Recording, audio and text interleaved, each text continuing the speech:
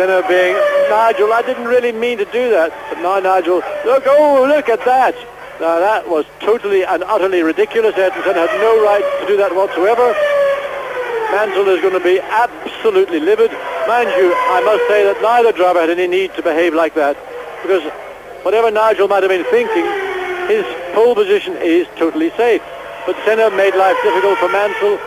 I hope we will see a repeat of that. And that just, I think, is an indication of the frustration to some extent Senna might be feeling, but also Nigel's enthusiasm to just put one across Senna. Well, Nigel now holding his left leg. Similar situation to what we saw with Ayrton Senna in Mexico 2 weeks ago. Nigel really didn't hit the wall particularly hard, but look at the disappointment. He is absolutely gutted. And let's have a look and see again. Senna, you see, coming out on the right-hand side of the road. Mansell thinks he can go down the inside. Senna comes across. Mansell locks the brake, right front brake, gets the rear wheel onto the grass. They don't actually make any contact, and Mansell's car turns to the front, slams in. Again, a similar situation that we saw with Senna in Mexico. And the way the mountings of the suspension are in the McLaren and on the Williams, he probably got a whack somewhere lower leg, very similar to Ayrton Senna. Well, John, when this was all happening, Gerhard Berger put in his fastest time of the weekend, the 1:18.416. So we've got two Williams on the front row, then two McLarens, and then Michael Schumacher and John Alesi on the third row.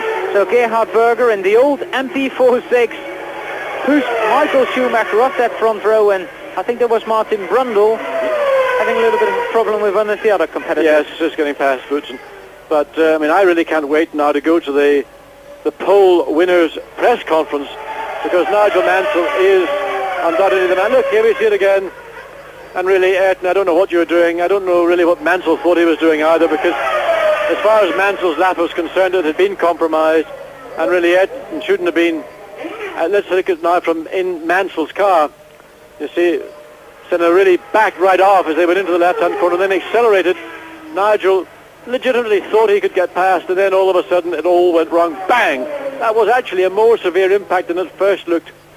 And you can see the suspension legs, the front suspension had probably punched into the chassis. Just a repeat of what Ayrton Senna had in Mexico. Professor Watkins coming to Mansell's aid.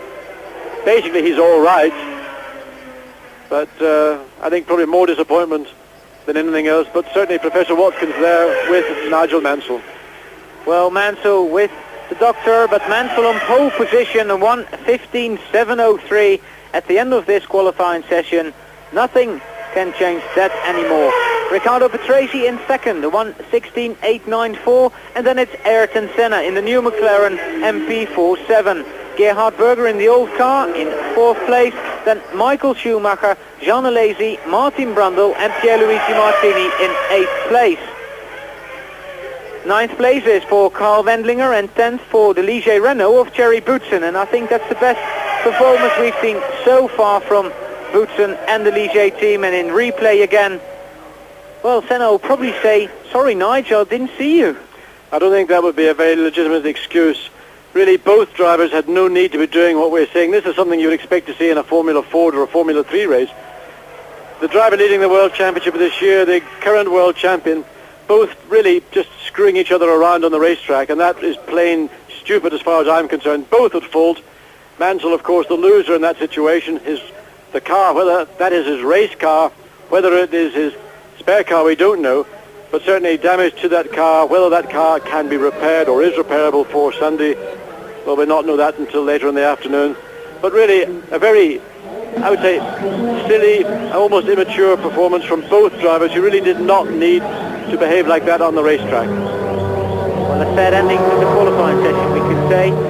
If we carry on with the top of the table, in 11th place, a disappointing Ivan Capelli. 12th, and the best of the Jordans is Stefano Modena and Andrea De Cesaris. I've expected more from Andrea in 13th place at the moment. Andrea, I guarantee you, probably had half a pound too much tire pressure. Andrea's middle name is half a pound tire pressure too much. Well, and who would know better than you, John? Michael Alboreto is 14th and Eric Gomez is 15th. 16th is JJ Leto, 17th Olivier Grouillard and 18th Bertrand Gachot. 19th Gabriele Tarquini, 20th and qualified Christian Fittipaldi, 21st Guizhou Min, 22nd Aguri Suzuki, 23rd Gianni Morbidelli, 24th Mika Hakkinen, 25th Ukiyo Katayama, and the last of the qualifiers is Johnny Herbert. Not qualified, Andrea Chiesa, Paul Belmondo, Eric van der Poel and Giovanna Amati.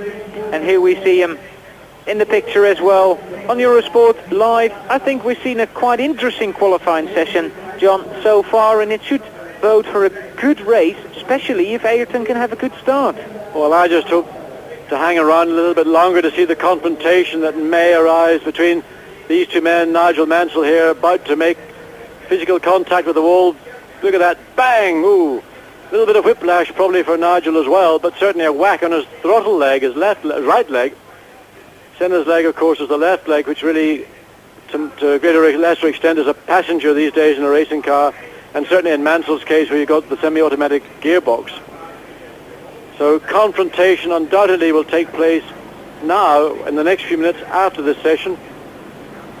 But as we see, the two Williams have locked out the front row of the grid, the two McLarens the second row of the grid. Well, Williams and McLaren, the battle continues tomorrow here in Brazil, where we're going to race at Interlagos. John Watson and Allard Kalf will be back with the warm-up tomorrow morning. Please join us then, and then of course later for the race, live here on Eurosport. Thank you for watching.